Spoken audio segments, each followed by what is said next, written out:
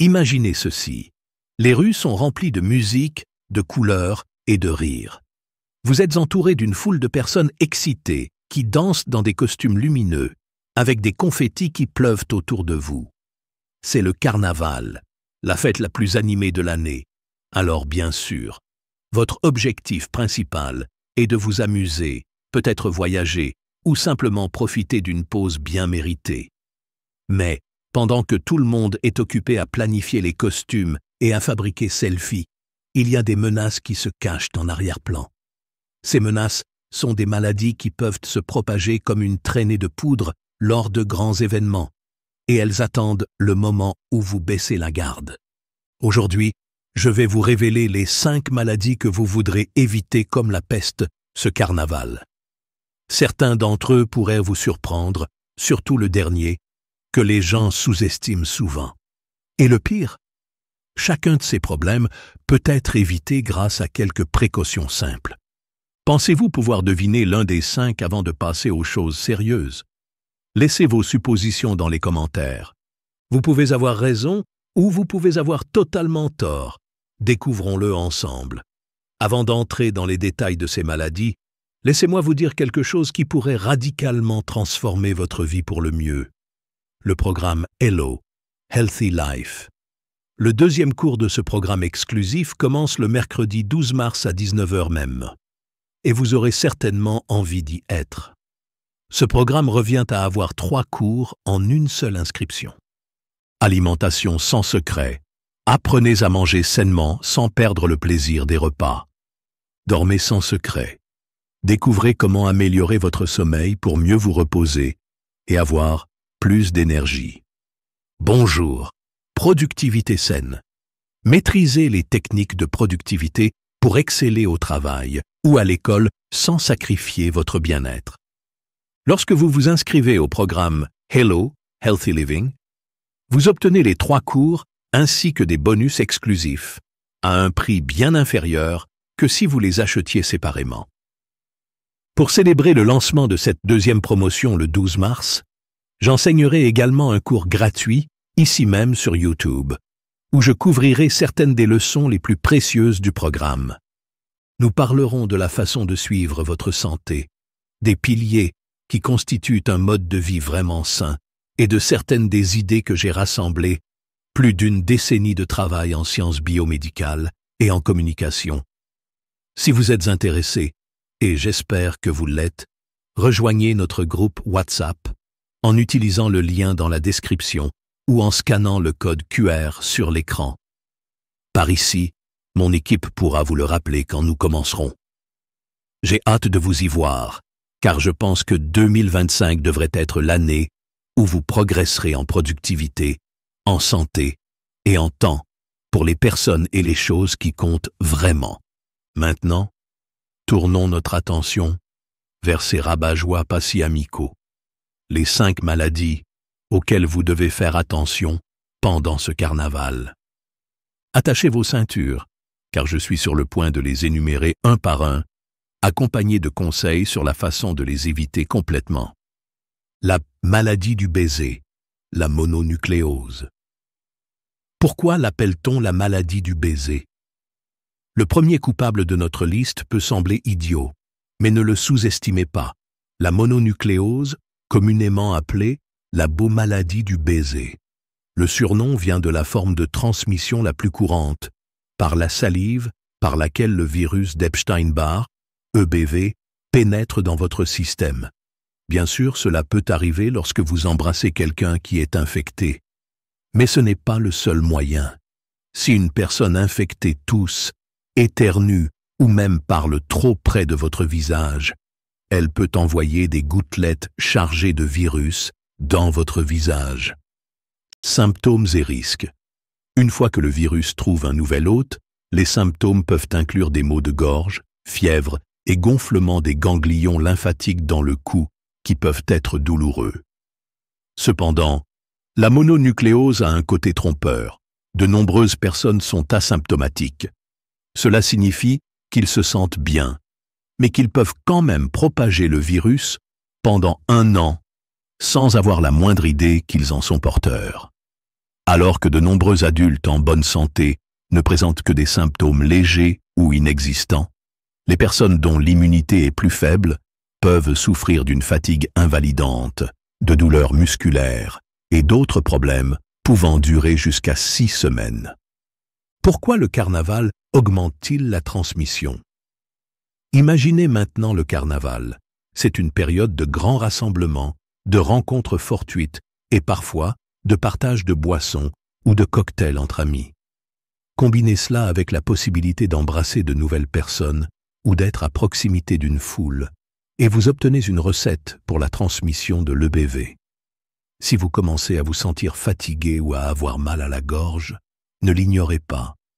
Rester dans des rues bondées lorsque vous présentez des symptômes vous met en danger, vous et les autres. Personne ne veut être responsable de la transformation d'un événement joyeux en une mini-épidémie. Conseil de prévention. Évitez de partager les verres, les bouteilles ou les ustensiles. Maintenez une distance raisonnable si quelqu'un tousse ou éternue visiblement. Envisagez de ne pas assister aux célébrations si vous avez mal à la gorge, si vous êtes fatigué ou si vous avez de la fièvre. Encouragez vos amis à faire de même. Mieux vaut prévenir que guérir. Gastroentérite. Le mal de ventre indésirable. Qu'est-ce que la gastroentérite? Le deuxième méchant de notre liste n'est pas une maladie unique, mais un groupe d'affections appelé gastroentérite. Ce terme peut paraître fantaisiste, mais il fait essentiellement référence à une inflammation de l'estomac et des intestins. La gastroentérite peut être contractée par eau ou nourriture contaminée, que ce soit par un virus, une bactérie, un champignon ou un parasite, quelle que soit la cause précise. Les symptômes caractéristiques comprennent souvent des vomissements, des douleurs à l'estomac, de la diarrhée et parfois même de la fièvre. Pourquoi est-ce si courant pendant le carnaval? Saison des pluies. Dans de nombreuses régions du Brésil, le carnaval coïncide avec de fortes pluies. En cas d'inondation, l'eau peut contaminer l'approvisionnement si les eaux usées, les déchets et l'eau de pluie se mélangent. Surcharge touristique. Les destinations populaires peuvent avoir des systèmes d'égouts surchargés pendant les saisons de pointe, ce qui provoque une plus grande pollution des plages, des rivières ou des lacs.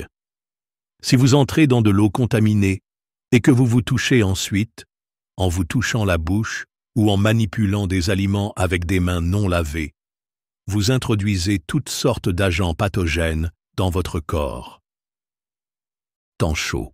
Les températures chaudes accélèrent la croissance des bactéries et des champignons.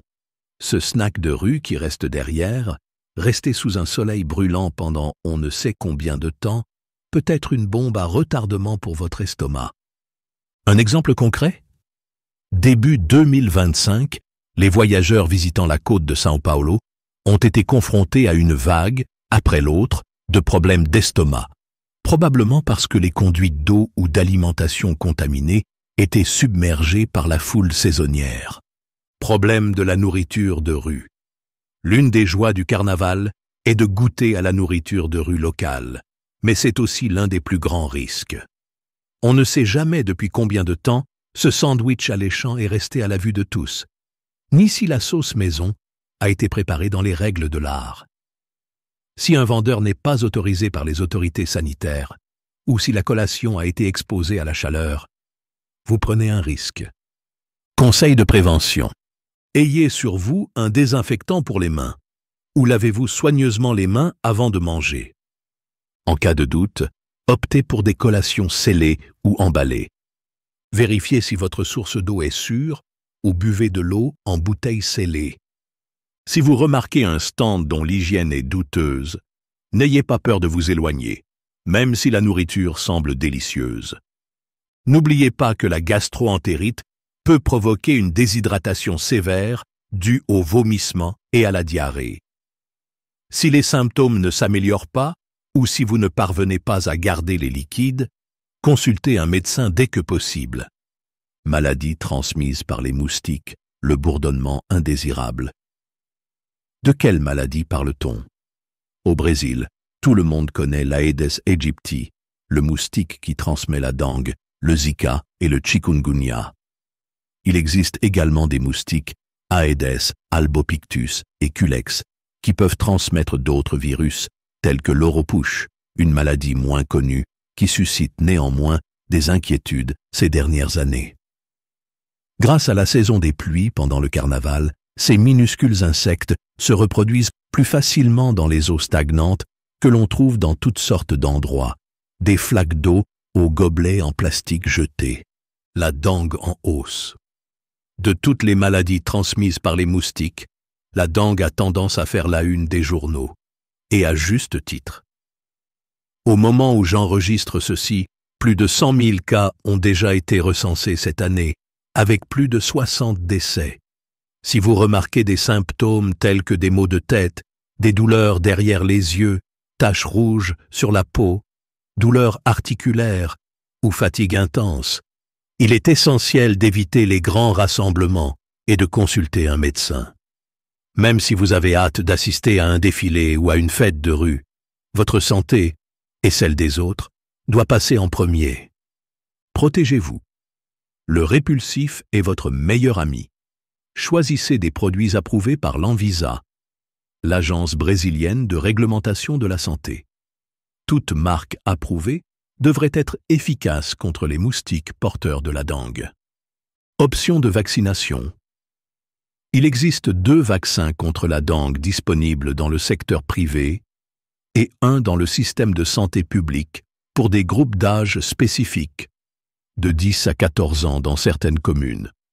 Je pourrais faire une vidéo spécifique comparant ces vaccins, alors faites-moi savoir si c'est quelque chose que vous aimeriez voir dans les commentaires. Éliminez l'eau stagnante. Même s'il ne pleut pas dans votre région, les voyageurs peuvent apporter des virus avec eux. Assurez-vous de vider tout ce qui recueille de l'eau dans votre cour ou votre quartier. Et, si vous souhaitez en savoir plus sur le Zika, le chikungunya, l'oropuche ou les maladies moins évoquées transmises par les moustiques, j'ai fait des vidéos séparées à leur sujet. Recherchez les liens dans le commentaire épinglé pour rester bien informé. Note sur la fièvre jaune. La fièvre jaune survient généralement en dehors des zones urbaines, transmise par des moustiques qui vivent dans ou à proximité de forêts denses. Toutefois, si vous prévoyez une escapade de carnaval dans une région proche de la nature et que vous n'avez jamais été vacciné contre la fièvre jaune, ou si vous n'avez pas eu de rappel depuis l'âge de moins de 5 ans, faites-vous vacciner au moins 10 jours avant de voyager. Récemment, dans l'État de São Paulo, 8 cas et 4 décès ont été recensés, soit plus que le total de l'année 2024. Ne prenez aucun risque, un simple vaccin pourrait vous sauver la vie. Le VIH, une menace silencieuse et grave. Pourquoi le VIH est-il toujours d'actualité? Malgré ce que certaines personnes peuvent penser, le VIH n'a pas disparu et n'est certainement pas seulement un problème du passé. En fait, les données de 2021 montrent une augmentation des infections au VIH au Brésil, avec près de 20 000 nouveaux cas enregistrés de janvier à juin 2024. Le VIH conduit au sida, une maladie qui apparaît des années après l'infection si elle n'est pas traitée et qui compromet gravement le système immunitaire. Carnaval et risques accrus.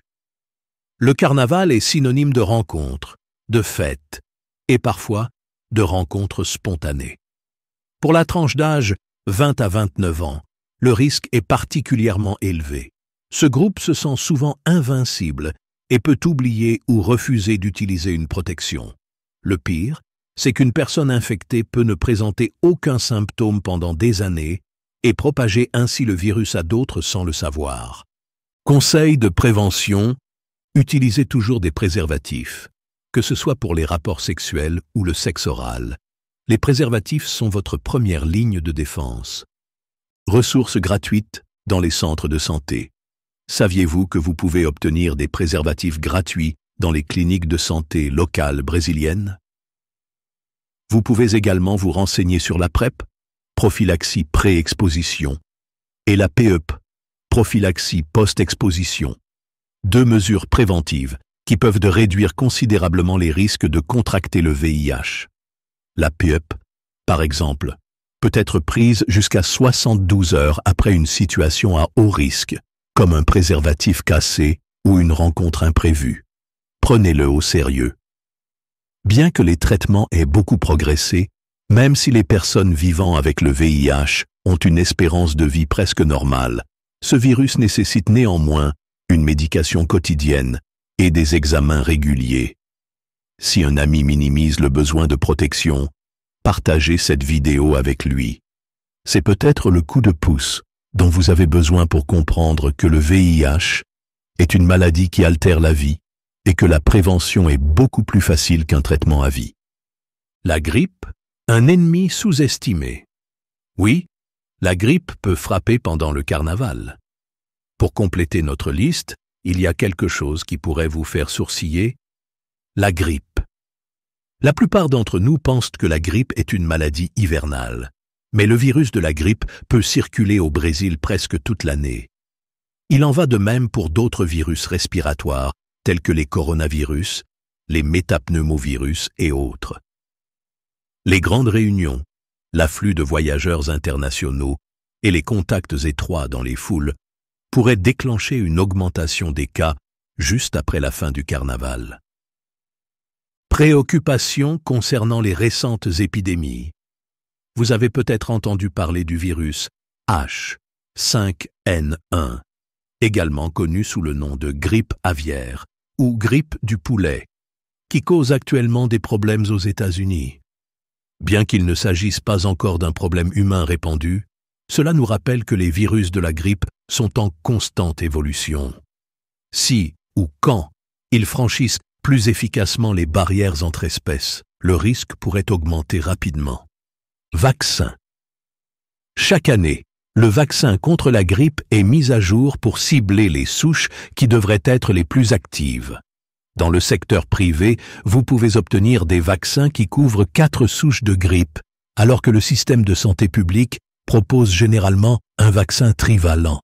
N'oubliez pas non plus que nous avons plusieurs doses du vaccin contre le Covid-19 disponibles depuis un certain temps. Si vous n'êtes pas sûr du moment où votre prochaine dose de rappel doit être administrée, appelez votre service de santé local pour le savoir. Précautions quotidiennes. Gardez du gel hydroalcoolique à portée de main pour vous laver souvent les mains, notamment avant de vous toucher le visage ou de manger. Si vous avez de la fièvre, de la toux ou d'autres symptômes pseudo-grippaux, pensez à porter un masque ou, mieux encore, rester à la maison. Sortir quand même pourrait propager le virus à d'innombrables autres personnes et aggraver votre